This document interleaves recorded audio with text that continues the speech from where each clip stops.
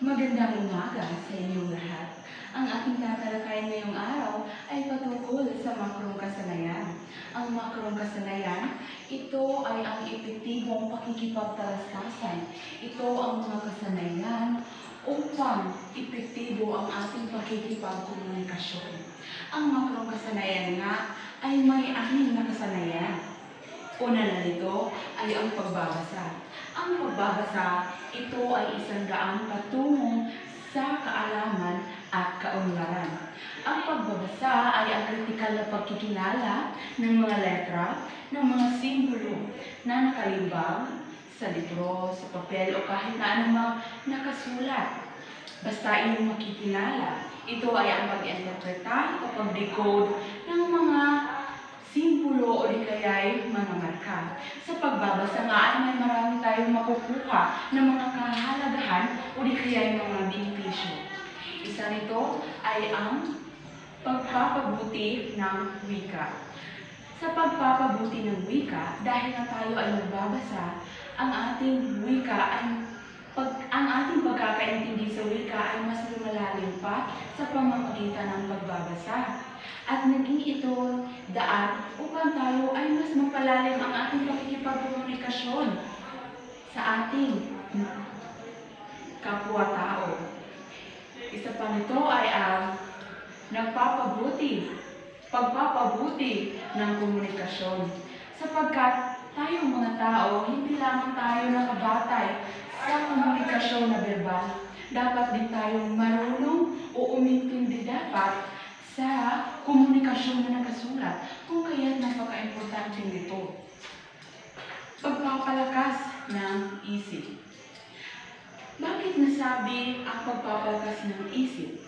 Dahil tayong mga tao, ang katawan natin ay kailangan ng ehersisyo upang mapalakas ito. Ngunit sa isip, ang kailangan ng isip upang mas lalo pa itong mahasa. Kung sa sibat o di kaya sa sandata, ay mas lalo pa itong tumalim, ay kailangan natin ang ating isip ng pagbabasa. Kung kaya, nahahasa, nasasanay, at lumalabo ang ating kaisipan kung tayo ay nagbabasa. Pagpapalakas ng imahinasyon. Kung kayo ay nagbabasa, dinadala kayo nito sa ibang sentro na tulay na pagpapakita o di kaya pag-i-interpreta o paglalarawan ng iyong binabasa. Mas napapalakas na ito ang ating imahinasyon at gumagawa tayo ng ating sariling kwento sa ating isip. Kung kaya, halos lahat ng mga manunulat ay mahilig din silang magbabasa o sila ay mahilig magbasa. Kung kaya, sila ay naging manunulat dahil naiisip na nila o di kaya nakakagawa na sila ng isang napakagandang kwento sa kanilang isip. Kung kaya, sila ay naging manunulat. At panghuli, ito ay nagpapalawak ng ating kaalaman. Kung tayo ay nagbabasa, lalo patungkol ito sa iba't ibang teksto, ay mas lumalalim talaga ang ating kaalaman, hindi lamang ito ganito, o hindi lamang ganyan ang yung naabot na yung kalaman. Ngunit kung ikaw nagbabasa, ay mas dumadami, malalim, at dumarami ito na pwede mong gamitin at isabuhay. Sa pagbabasa nga, ano mga uri ito? Ang pagbabasang pag-impormasyon. Ang pagbabasang pag-impormasyon ay patungkol ito sa mga bagay o di kaya nababasa mo na nagbibigay sa iyo ng impormasyon. At halimbawa nito ay ang pagbabasa ng dyaryo sa kasalukuyang balita o di kaya magiging panahon ngayon. Ang pagbabasa mo ay nagbibigay sa iyo ng impormasyon sa balita at sa magiging panahon. Pangalawa ay ang pagbabasang pangkritikal. Ang pagbabasang pangkritikal, ito ay ang pagbabasa na kung saan sinusuri at nagninilay ka talaga sa iyong binabasa. Kung ito ba ay totoo, ano ba ang dapat ito paniwalaan? Ano ba ang mga punto nito kung ito ba ay totoo? Kinikritik mo ito kung sa wikang Ingles. Ang halimbawa naman nito ay ang pagbabasa ng sanaysay o kaya artikulo sa pahayagan kung saan nagdedebate. At panghuli ay ang pagbabasang pang-aliw o kaya panglibangan. Nagbabasa ka nito upang maaliw, ma-relax ang iyong isip. Halimbawa lang ito ay ang pagbabasa ng comments. Sa pagbabasa nga, ay kailangan ito ng hakbang, pagsusunod na hakbang upang mas mapaunlad pa ang iyong pagbabasa. Una nito ay ang pagpili ng material. Sa pagpili ng material ay napaka-importante pagkat ito ay ang unang hakbang. Dapat ang piliin mo ng material, hindi kaya tubig ko na yung babasahin, ay gusto mo. Dahil kung gusto mo, ay gaganahan ka nito at magiging interesado ka tapusin at kung interesado ka sa isang bagay na babasahin, ay tiyak kung maiintindihan mo. Pangalawa ay ang paghahanda. Bago ka magbabasa, ay dapat na ang iyong isip ay malumanay. Wala kang ibang problema. Kung meron naman ay dapat isang tabi o di kaya kalimutan mo na lang ito kaya bawat ito babasa para mas lalo mong maunawaan. Pangatlo ay ang pagbabasa na habang nagbabasa ka. Sa pagbabasa ay kailangan ito ng konsentrasyon at pag-unawa upang mas maunawaan at maintindihan mo ang iyong binabasa. Pang-apat ay ang pagsusuri. Ang pagsusuri, dito mo matitiyak o masasabi kung naiintindihan mo ba ang iyong binabasa. Pagka sa ibang teksto na iyong binabasa ay may mga tanong na dapat mong sagutan. At kung nasagot mo ang mga tanong batay sa iyong basa, ay talagang naiintindihan mo ang iyong binabasa. Pwede rin kung walang tanong ay pwede rin gumawa ka ng buo ng iyong binasa. At sa panghuli ay ang critical na pag-iisip. Sa critical na pag-iisip ay dito mo sinasabi ang iyong mga ideya patungkol sa iyong binasa. Halimbawa na lang nagbasa ikaw ng nobela. At sa nobela, sa huli ay hindi sila nagkatagpo ng bidang babae at lalaki. Bagkus sila ay nagkahiwalay. Pero sabi mo, kapag ako ang nagsulat nito, gagawa ko ito ng masayang huli. Ito ay ang kritikal ng pag-iisip na kung saan nagbibigay ka ng sarili mong ideya. Ngayon, pupunta naman tayo sa pangalawang kasanayan. Ito ay ang pagsulat. Ang pagsulat na ito ay isang daan sa paglikha at pagkatuto. Sa pagsulat, ito ay ang pagsulat kung saan sinusulat mo ang iyong damdamin. Ito ay ang kasanayang nagpapahayag ka sa pamamagitan ng pagsusulat o paglimbag ng mga letra at mga salita. Sa pagsulat ay marami kang makukuha ding mga benepisyo. Isa nito ay naipapahayag ang sarili. Sa pamamagitan ng pagsulat ay naipapahayag mo ang iyong damdamin, ang nasa iyong isip, ang iyong mga agam-agam sa buhay. O di ay naisin talagang ang iyong kasiyahan, lahat na pwede mo itong isulat. Pangalawa ay ang pag-iingat ng mga kaalaman. Sa pagsusulat, nag-iingat din ito ng kaalaman. O di kaya ay mga pangyayari katulad na lang ng pagsusulat ng tala-arawan o di kaya diary in English. Ito ay nag-iingat. Pangatlo ay ang pagpapalawak ng kaalaman. Sa pagsulat ay nagpapalawak din ito ng ating kaalaman dahil ang ating mga nalalaman, mga salita o kaya mga impormasyon ay ating din na ilumbag o mas na isulat na kung saan mas maiintindihan at mas matatandaan mo ito kapag ito ay yung nasulat. Pagpapabuti ng komunikasyon. Ang pagsusulat ay napaka-importante sapagkat mas lumalawak nito ang ating komunikasyon. Hindi lamang komunikasyon verbal, hindi lamang komunikasyon ng pagbasa, ngunit pwede ka rin gumawa ng komunikasyon sa pamamagitan ng pagsusulat. At panghuli ay nagpapalawak ito ng ating kaalaman. Dahil sa pamamagitan ng pagbabasa, ay nakukorek o di kaya natatama ang iyong grammar o di kaya nababago o di kaya mas gumaganda ang estilo ng pagsusulat kapag ikaw ay laging nagsusulat. Sa pagsulat nga ay mayroon tayong tatlong uri ng pagsusulat. Ang pagsusulat ng pag-impormasyon. Ang pagsusulat ng pag-impormasyon ay nagsusulat ka upang magbigay ng impormasyon. Halimbawa na lang, ikaw ay nagsusulat para sa dyaryo. At kung saan nagsusulat ka ng mga bagong balita at ito ay nagbibigay ng impormasyon sa mga nakababasa nito. Kalawa naman ay ang pagsusulat ng panglibang o di kaya pang-aliw.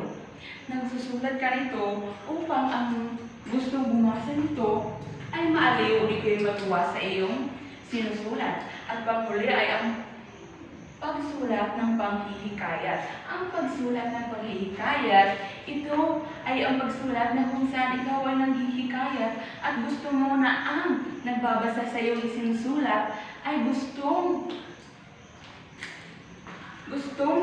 mo na paniwalaan ang gusto mo na ideya na ipahayag.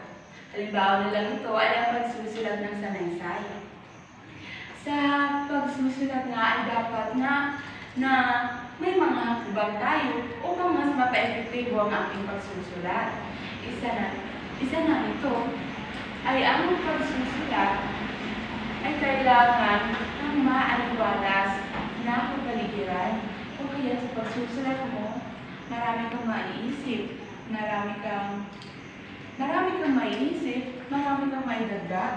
Sa pagsusulat nga ay kailangan ito ng mga impormasyon at kung magdagdag ka ng impormasyon, kailangan ito ng kandido kung saan kinuha mo ang isang kasabihan o di kay ideya ng isang tao. Ngayon, pupunta naman tayo sa tatlong kasanayan. Ito ay ang pakikinig. Ang pakikinig ay napaka-importante sa atin, maliban na lang kung ikaw ay bingi na kung saan may mga tao talaga. Ngunit pwede din naman silang makatinig sa pamamagitan ng hearing aid. Ngayon, ang pakikinig, ang saklaw na ginagamit nito upang mas epektibo ang ating pakikinig ay ang ating tenga na kung saan ito ang nagtatanggap ng mga mensahe sa pamamagitan ng pagdinig nito. Pangalawa ay ang ating isip na kung saan ine-interpreta ang ating mga nadinig ng mga tinig o di mga salita. At pangatlo, ito ay bibig. Gusto mo magbigay ng feedback o di gusto mo gumawa ng sagot o di magbigay ka ng sarili mong ideya base sa iyong narinig. Pwede din itong pasulat, kaya pwede din ang kamay. Sa pakikinig niya ay napakarami talaga ito mga elemento na kung saan ito ay iyong isinaalam-alam. Hindi lahat ng iyong nakikinig ay totoo. Hindi lahat ng iyong naririnig. Kung kaya't kailangan ito ng masusing pag-iingat bago ka gumawa ng isang kwento base din sa iyong naririnig. Kailangan mo na itong munimunihin o di kaya isipin kung ito nga ba ay totoo. Ngayon, pupunta naman tayo sa panonood. Ang panonood ay ginagamitan ito ng ating mata. Ito ay pagtingin sa mga paligid. Sa panonood na ay may matutunan ka din. Ang panonood, pwede kang manood nito sa telebisyon at may makukuha ka nitong mga impormasyon o di kaya nagbibigay ito ng aliw sa iyo. Sa pakikinig ay mayroon ding iba pa. Panunood ng pelikula. Panunood ng pelikula kung saan nakaka-impluwensya ito sa iyong ugali. Pangtatlo ay ang panunood ng video. Ang ibig sabihin nito ay ang mga pinanood mo online dahil ngayon sagsag na ang paggamit ng social media sa English. Marami na mga platforms na kung saan pwede mo pagtuunan o pwede kang manood ng mga video. Halimbawa na lang sa Facebook, sa YouTube, sa Instagram, sa TikTok, at sa ano pa mga social media platforms na pwede mong panoorin ng mga video na pwede din kukuha ng iyong atensyon. Sa panunod nga ay nakaka-influensya ito sa ating pag-uugali. Dahil sa mamagitan ng panunood, nakanilay-nilay o nakapag-muni-muni ka din na dapat ito ang aking sundin, dapat din ganito dahil ganyan. Nakakapag-influensya ng ugali. Edukasyon. Sa pamamagitan ng panunood, tayo rin ay natututo. Mayroon din tayong mga natutuhan ng mga impormasyon at mga ideya na pwede rin gamitin natin sa ating pang-araw-araw na buhay. Pang-tatlo ay ang panunood ay nagbibigay sa atin ng aliw kung kaya nabanggit ko na ito. Nagbibigay din ito sa atin ng aliw. Nakakapag-relax ng ating isip. At hindi lamang iyon, ang panunood din ay dapat may mga isaalang-alang tayo. Hindi lahat na gusto natin ay pwedeng masobra ng gamit, hindi ba? Ang panunood dapat isaalang-alang natin sa limitasyon sa oras.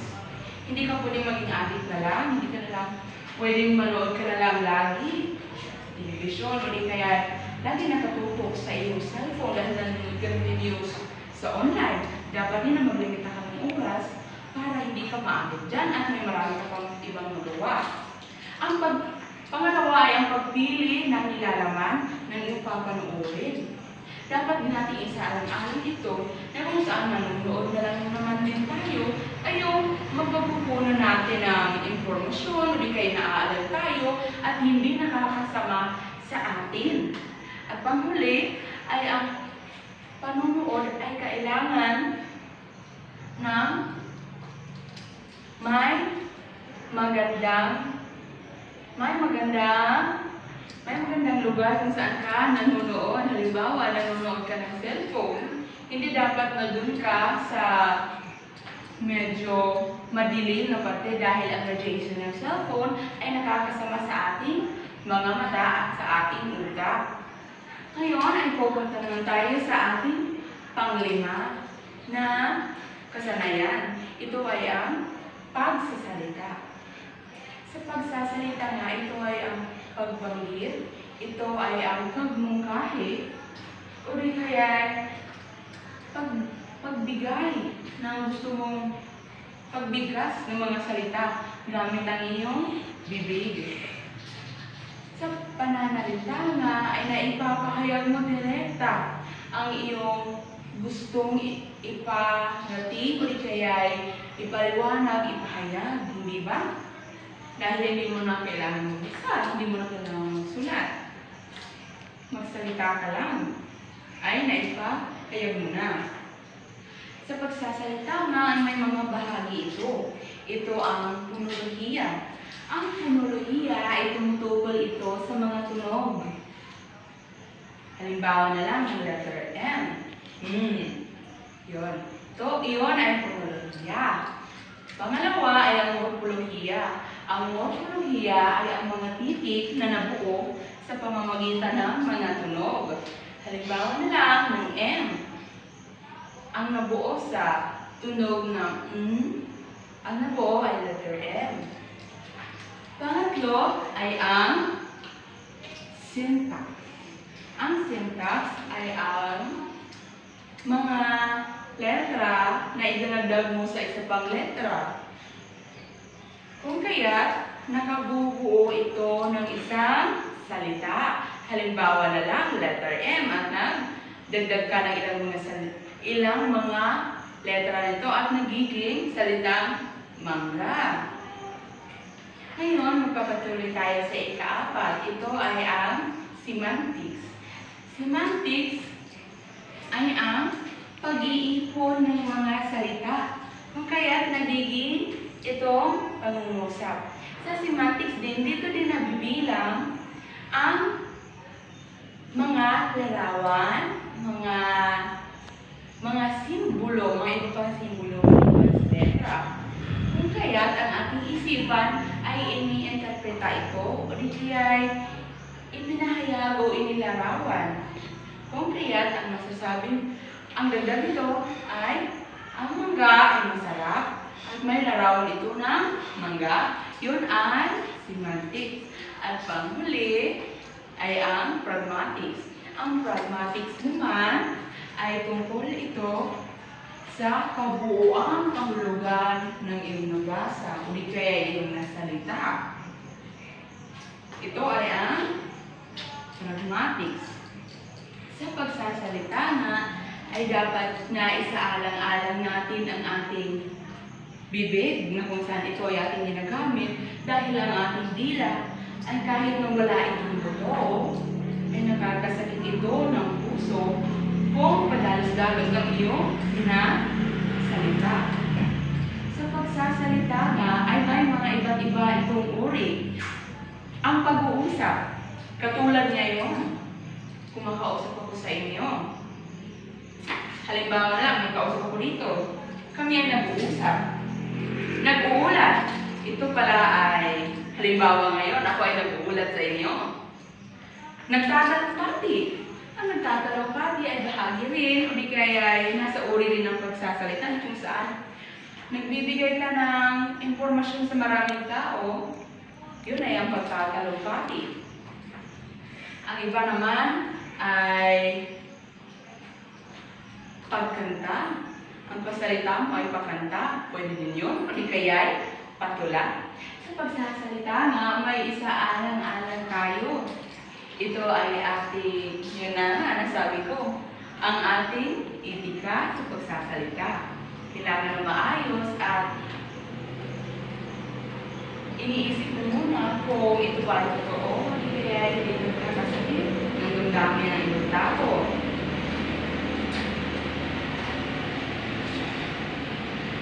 At panghuli, at ang bagong nagagdag sa mga pangkasa na yan, ito ay ang pananaliksik.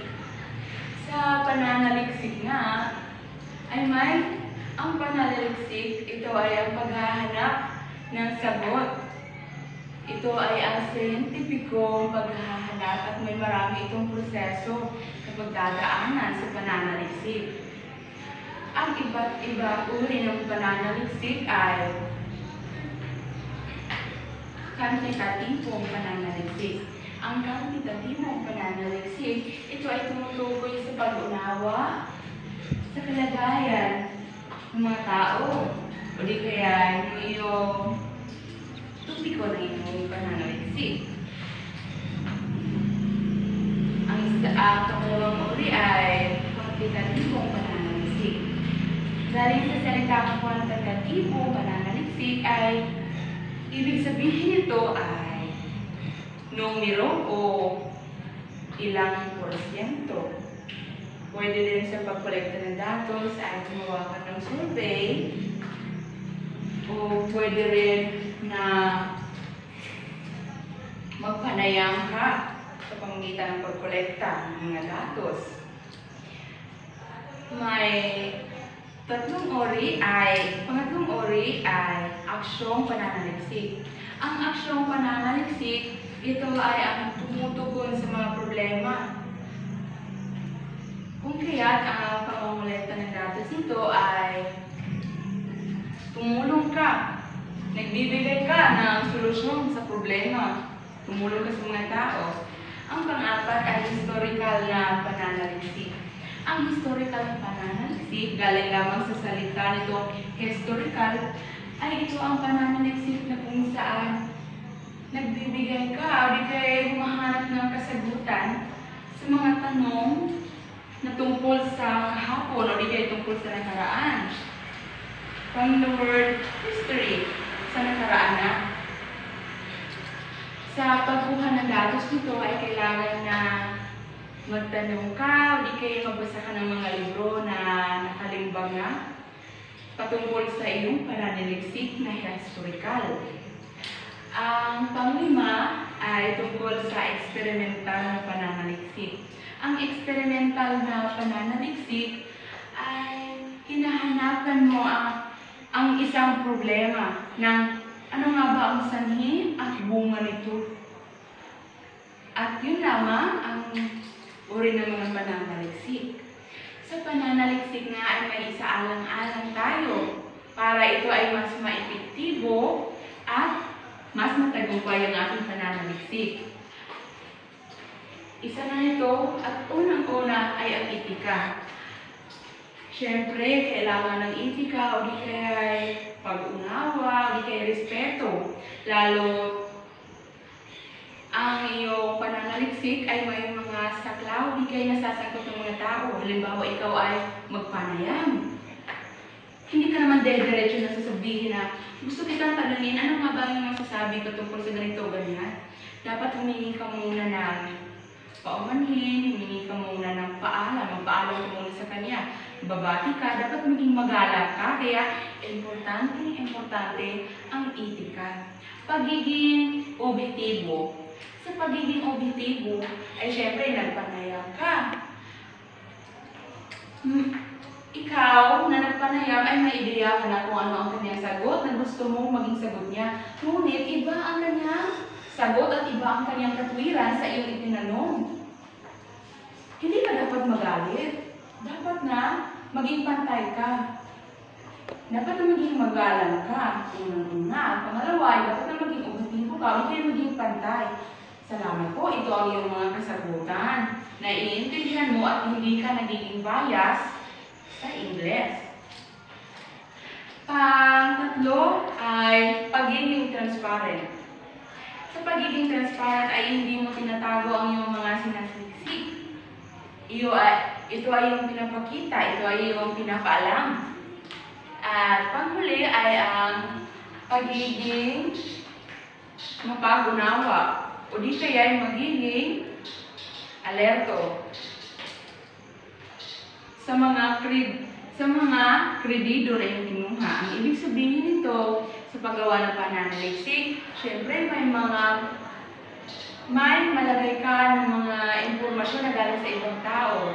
Kailangan lagyan mo ito ng kredido. Hindi mo ito dapat plagiarism. Hindi mo dapat ito nakawin. Dapat may kredido galing sa taong iyong pinapupunan talaga. At sa paggawa ng pananaliksik, marami itong hakbang. Una nito ay ang pagpili ng topiko. Sa pagpili ng topiko ay napaka-importante dahil ito ay nakabase nito ang lahat ng saklaw ng iyong magiging pananaliksik. Pag-focus ng mga ideya o ng mga hypothesis at marami pang iba na kung saan marami itong proseso at hanggang makuha mo ang iyong gustong sagot. At sa paggawa ng pananaliksik ay may mga uri ito. At kailangan mo lang itong sundin at ang mga pagsaalang-alang nito. Ngayon, doon natapos ang aking pag-uulat o di kaya pagsasabi sa inyo ng tungkol sa mga makrong kasanayan. Lagi nating tatandaan ang makrong kasanayan ay ang pagiging magiging matagumpay sa pagkokomunikasyon o di kaya maging sanay ka talaga sa pagkomunikasyon sa iba't ibang uri ng kasanayan. Ito ay ang pagbabasa, pagsulat, pakikinig, panunood, pagsasalita at pananaliksik na kung saan ang pananaliksik ay bagong nadagdag sa mga makrong kasanayan. Iyon lamang po. Maraming salamat at magandang umaga sa muli.